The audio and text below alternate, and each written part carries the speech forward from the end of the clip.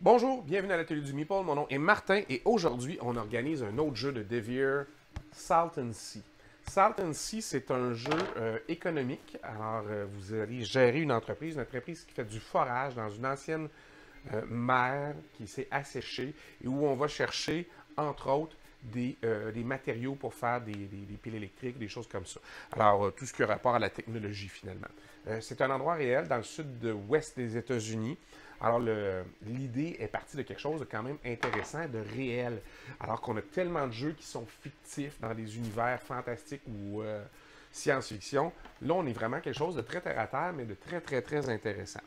Alors, c'est une espèce de placement d'ouvriers où les cartes que vous avez qui sont des bonnes actions à faire, ben l'autre côté, c'est des pièces c'est de l'argent papier. Alors, soit vous la dépensez pour sa valeur, puis soit vous la gardez pour ses actions, puis il y a le moyen d'augmenter, mais quand vous augmentez les actions plus fortes, ben l'argent de l'autre côté passe de 1 à 3 ou à 5 dollars. Alors, c'est toujours plus déchirant de s'en départir parce qu'elle pourrait nous acheter quelque chose de plus gros. Puis, mais l'action est très très bonne. Puis, ce qui est intéressant, c'est qu'on veut, on, on veut garder ces actions-là, mais on en a aussi besoin pour réparer nos équipements. On fait du forage. Donc, à un moment donné, ben, il manque de ces. On doit réparer et ça coûte et on doit se départir d'actions. Alors, c'est très, très, très bien fait. C'est pas simple comme jeu, mais en même temps, je pense que ça vaut la peine de l'essayer. J'ai bien hâte là, de remettre ça sur la table. Alors, on regarde ça ensemble. Comment on va organiser ça?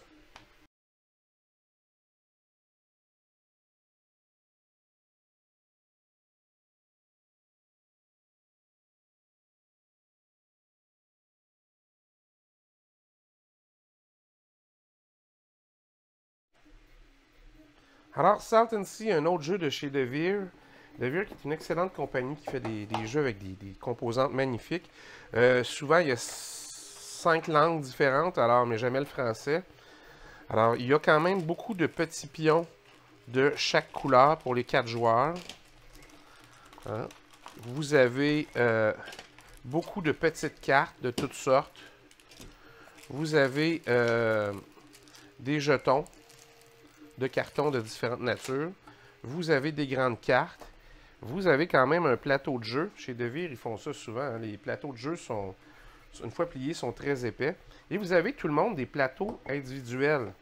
Alors, ça commence à faire beaucoup, beaucoup, beaucoup de stock. Fait que je vais regarder, encore une fois, pour faire une organisation. Puis cette fois-ci, je pense que ça va être aussi une organisation à l'imprimante 3D. Mais rappelez-vous que tout ce que vous pouvez faire à l'imprimante 3D, vous pouvez le faire généralement en origami. C'est juste que là, je fais des tests, mais les mêmes formats de boîte que ce que vous retrouvez en 3D, vous pourriez les faire en origami. Alors, je vous montrerai, je vous ferai un exemple comment je fonctionne. Alors, les plans sont disponibles sur Thingiverse, un des sites de partage de fichiers STL pour faire de l'imprimante 3D. Mais je vais vous montrer, je vais prendre un exemple là-dedans et je vais vous faire un rangement qui aurait très bien pu faire pour ça avec les mêmes formats. Alors, comment passer d'un à l'autre si on a besoin.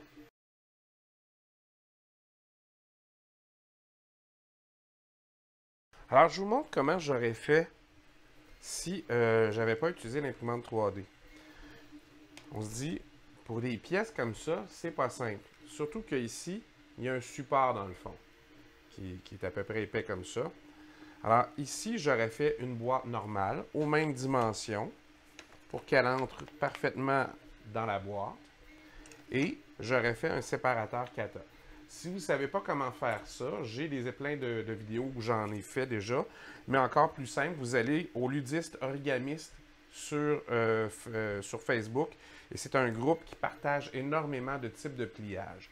Et on aurait pu tout simplement les mettre dans le fond comme ça. Mais ils vont être plus durs à aller chercher. Ce qu'on peut faire aussi, c'est prendre du foam core puis en mettre une ou deux épaisseurs dans le fond pour qu'il reste à la hauteur comme ça dans les airs. Donc, ça se fait.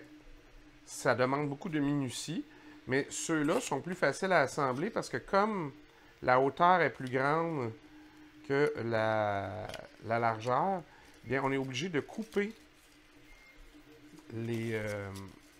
D'habitude, on plie ici. Alors, vous avez le même triangle ici. Et on l'entre en dessous.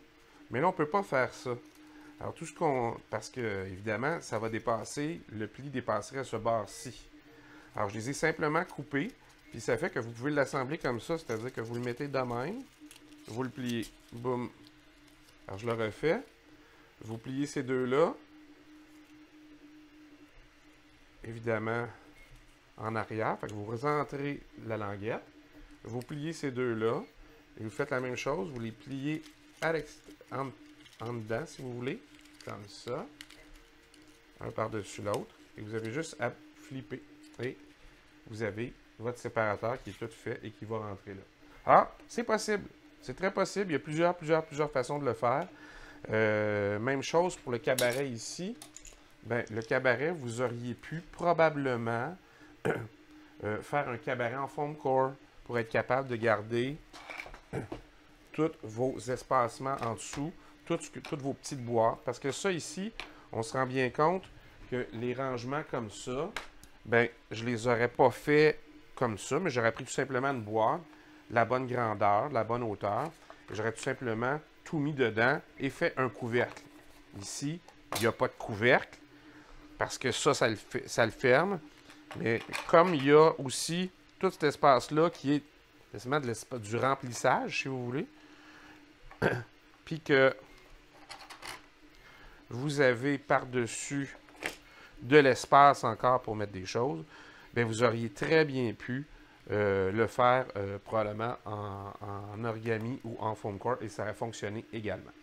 Bien, voyons ce que j'ai réussi à faire avec Salton Sea.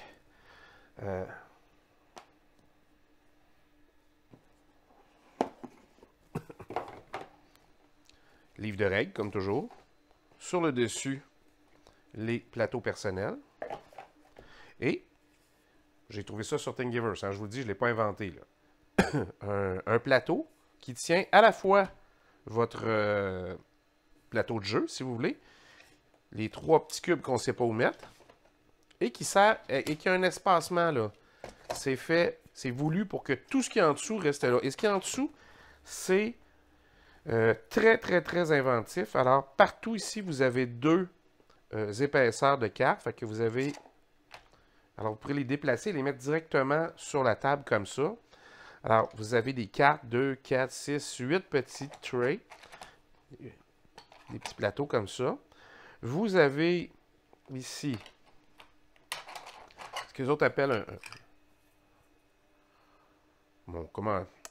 un jeton premier joueur, là, mais un espaceur ici. Il est dedans. Ça vient avec un petit plateau pour tenir ces petites tuiles-là et un petit plateau super bien fait pour les autres. Alors, vous voyez comme ça. Et, vous savez, c'est fait plus large, moins large, encore moins large, pour accepter parfaitement tout ça. Alors, ça, c'est pas mal. Mais ça, ici, c'est génial. Vous avez, et là, il y a quelqu'un qui s'est donné beaucoup de mal. Les trois tuiles de départ, les trois tuiles comme ça, qui vous appartiennent. Et, comme ça, vous avez le plateau qui tient vos petits personnages. Alors, ils ont fait un carré et ils ont descendu les formes. Alors, ils ont descendu 3 cercles jusqu'à une certaine hauteur pour que ça fitte.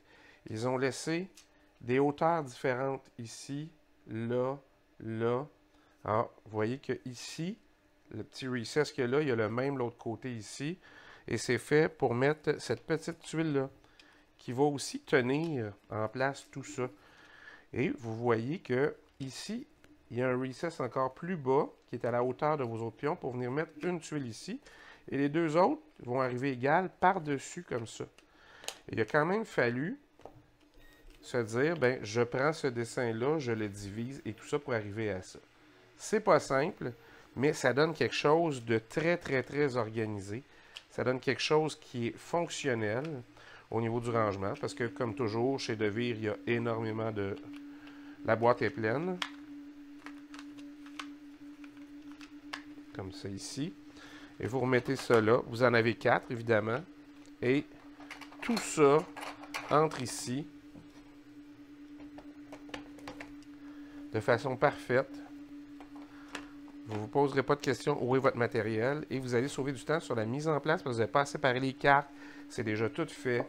Et on arrive avec une boîte qui entre parfaitement et qui ne dépasse même pas sur le côté. C'est-tu assez génial? Alors, Salton Sea, c'est certain qu'il y a quelque chose de facile dans cette solution-là parce qu'elle a été faite par quelqu'un d'autre. Mais je me suis déjà inspiré puis je vous invite à le faire, d'aller voir sur Thingiverse. Thingiverse, il y a des trucs à découpe laser, des trucs à l'impression 3D, il y a toutes sortes d'affaires. Mais vous pouvez toujours vous inspirer de ce qu'ils ont fait, de comment ils organisent les choses dans les boîtes pour faire vos pliages d'origami ou pour faire des boîtes en papier plume. Tout ça, vous n'êtes pas obligé de tout réinventer à chaque fois. Il y en a qui se sont déjà mis à la tâche et ont déjà trouvé des solutions. Bon, vous n'avez pas d'imprimante 3D, c'est pas grave, vous avez vu, on peut plier du papier et arriver à un design très, très, très similaire. Alors, ça se fait. Il y aurait eu d'autres solutions. Probablement que les petites cartes, on aurait pu les mettre toutes sur une rangée, un peu penchées, puis tu sais, faire un support en angle, puis là, il y aurait tout rangé avec des petits séparateurs, puis on aurait, tu sais, ils ne sont pas très hautes. Alors, probablement qu'on aurait pu faire plusieurs autres sortes de rangements, mais je trouvais que lui était bien intéressant et ça me permettait de vous montrer comment moi, des fois, je fais. C'est-à-dire que je vois une idée quelque part, je dis « Ah, moi, je ne l'aurais pas fait de même, je vais faire un origami comme ça », mais je me suis quand même inspiré de choses que j'ai vues. Vous n'êtes pas obligé de tout réinventer à chaque fois. Moi, je dis merci beaucoup aux ludistes origamistes parce qu'ils m'ont beaucoup aidé à développer cette pensée-là de « OK, ça se fait autrement, ça se fait comme ça aussi ». Ils ont plusieurs sortes de pliages. Allez voir sur leur page Facebook. Vous n'allez pas le regretter. Ils sont que de bons conseils et ils font des choses extraordinaires. Vous allez voir comment eux, ils organisent. Inspirez-vous de ce qu'ils font.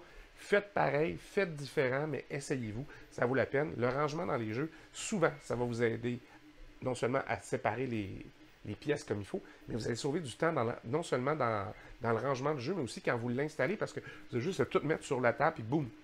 OK, il faut brasser ces petits paquets-là, on est prêt, ils sont en place, bang.